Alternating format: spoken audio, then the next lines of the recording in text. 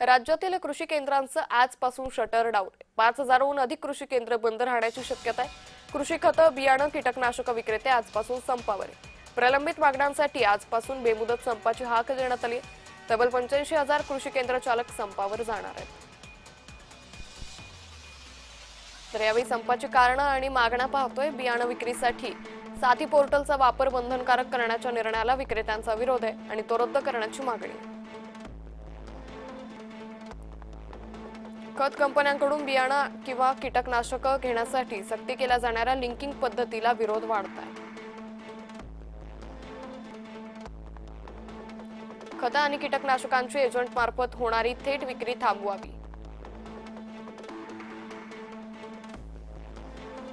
कीटकनाशक कंपन्या मुदत संपलेला माल परत घेत नसल्यानं विक्रेत्यांचं आर्थिक नुकसान, तो माल कंपन्यांनी परत घ्यावा.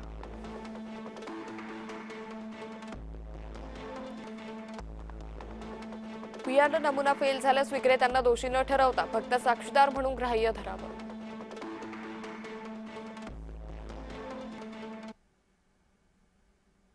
शासनाकडून घेतलेला निर्णय म्हणजे साथी पोर्टल ॲप हा कंपल्सरी करण्यात येत आहे, परंतु हा योग्य नाही आहे.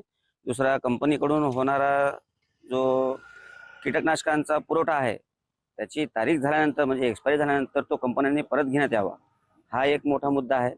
त्याच्यानंतर जसं माऊली भाऊंनी सांगितलं की लिंकिंग ही संपूर्णपणे बंद व्हावी, कारण की या अटींमुळे किंवा या मुख्य कारणांमुळे विक्रेत्यांना खूप मोठ्या प्रमाणात अडचण येत आहे. आजचा जो राज्यव्यापी जो बंद आहे आमचा, तर या बंदमध्ये अशा विविध प्रकारच्या काही मागण्या आहेत. त्याच्यातल्या ज्या काही प्रामुख्याने असणाऱ्या मागण्या आमचे जे काही सहकार्यांनी केले त्याच्यापैकीची एक महत्त्वाची जी मागणी आहे, तर जी काही तपासणी अधिकाऱ्याची जी संख्या आहे ही संख्या कमी करून तो जो आम्हाला वारंवार जो मानसिक त्रास होत आहे सीझनच्या टायमाला, तर तो त्रास आमचा कमी व्हावा. जे अप्रमाणित एचडीबीटी आहे, एचडीबीटी बाहेर राज्यातून येते आणि अनधिकृतपणे विकल्या जाते, तिच्यावर नियंत्रण असलं पाहिजे.